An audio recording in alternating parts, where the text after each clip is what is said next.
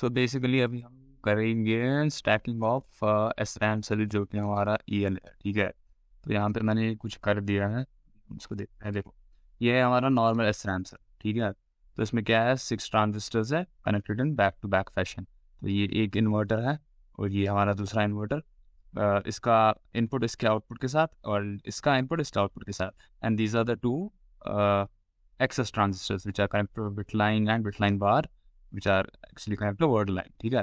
ये सब तो फालतू के कनेक्शन है। मेन तो ये हमारा SRAM सेल है जो कि 6 transistor and conventional SRAM cell है जैसा कि होता है। इसके बाद हम देखेंगे कि रिसर्च पेपर में जो इम्प्लीमेंटेड, पहले हम बना रहे कन्वेंशनल, कहाँ गया ये, द कन्वेंशनल 60 SRAM सेल, तो ये हमने जस्ट वहाँ पर ड्रॉ किया। इसके बाद हम इसका प्रपोज्ड वाला मॉडल बनाएंगे। तो प्रपोज डिज़ाइन भी ये वाला 60।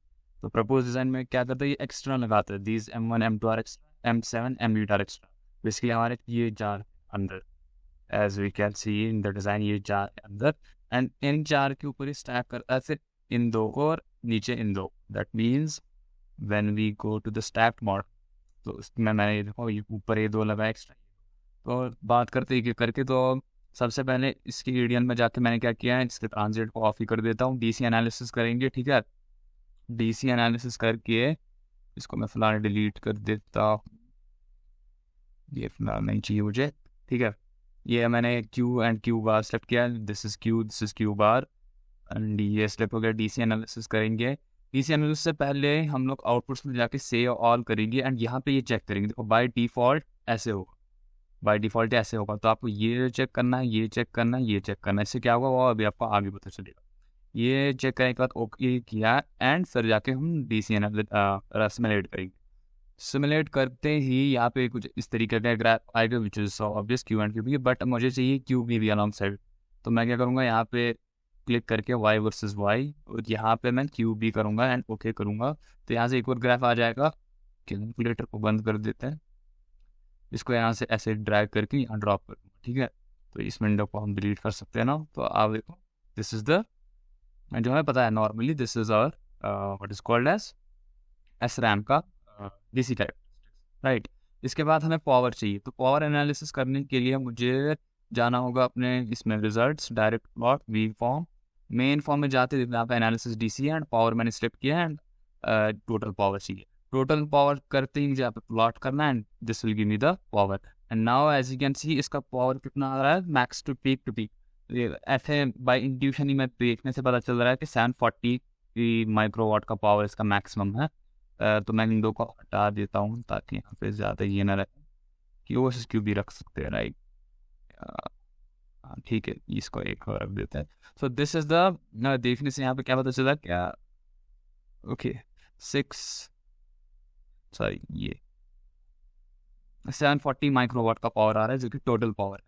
बट मैं क्या करूँगा, इसका वी पीक टू पीक निकालूंगा तो उससे मुझे कंप्लीट आइडिया हो जाएगा, ठीक है। तो उसके लिए हम कैलकुलेटर में जाएंगे एंड यहाँ पे मैं थोड़ा क्लियर कर देता हूँ। वेव में जाके हम लोग अभी इस वेव को सिलेक्ट करेंगे, ये सिलेक्ट किया वेव एंड मैं पीक टू पीक करूँगा। ये प्लॉट करते देखो 741.2 माइक्रोवाट का पावर आया है, ठीक है। इसको नोट डाउन करेंगे इस वैल्यू को। तो वही मैंने ऐसे भी बोला था कि बाई इंट्यूशन ही हमें दिख रहा है कि 740 के करीब इसका पीक है, उसके बाद पावर दे रहा है अभी। So this is the power for what, for normal conventional 60 SRAM से। कन्वेंशन का जब हो ही गया है, अब हम चेक करेंगे कि स्टैकिंग से क्या हम पावर को ऑप्टिमाइज कर पा रहे हैं या नहीं। अब हमने स्टैक कर दिया और दो रहा, अब हम सेम प्रोसीजर इसका करेंगे। इसके लिए मैंने EDL3 में ऑलरेडी किया हुआ है, ये EDL3 विंडो है। नाउ अगेन सेम चीज़, आउटपुट में जाके सेव ऑल पहले एंड ये चेक बॉक्सेस को टिक देंगे, मैंने ऑलरेडी किया हुआ है। उसके बाद हम लोग क्या करेंगे, नॉर्मल अपना सिमुलेशन करेंगे, ठीक है। और ये आएंगे, हमें वाई वर्सेस वाई करने की जरूरत नहीं, वो मैंने उस समय दिखाने के लिए किया था। बट अगेन अब हम पावर कैलकुलेट करेंगे। पावर कैलकुलेट करने के लिए सेम लॉजिक, हम लोग यहाँ जाएंगे रिजल्ट्स में, direct plot, mean form. Again this is DC power total power plot, ठीक है। प्लॉट करते ही आ गया। बाई इंट्यूशन अगर आप देखो अराउंड 480 माइक्रोवाट, आप देखो आप कितना पिछले वाले था 740 माइक्रोवाट, तो 740 से हम लोग 480 माइक्रोवाट आए, तो मतलब पावर ऑप्टिमाइज हुआ, बहुत अब्रप्ट पावर डिक्रीज हुआ 740 से 480। तो ऑलमोस्ट कितना हम लोग कह सकते हैं अराउंड 400 माइक्रोवाट का पावर सेव हो गया by just stacking the transistor. हम लोग एक बार फिर से इसको पीक टू पीक कैलकुलेट करेंगे कितना पावर है, that will get full value. इस वेव को सिलेक्ट करेंगे, right. this wave is this 480 वाला, and then peak to peak is ये कैलकुलेट करेंगे 481.3 माइक्रो, इसको भी नोटेड। तो लास्ट वैल्यू थी 741.2 माइक्रोवाट एंड अभी की वैल्यू है 481।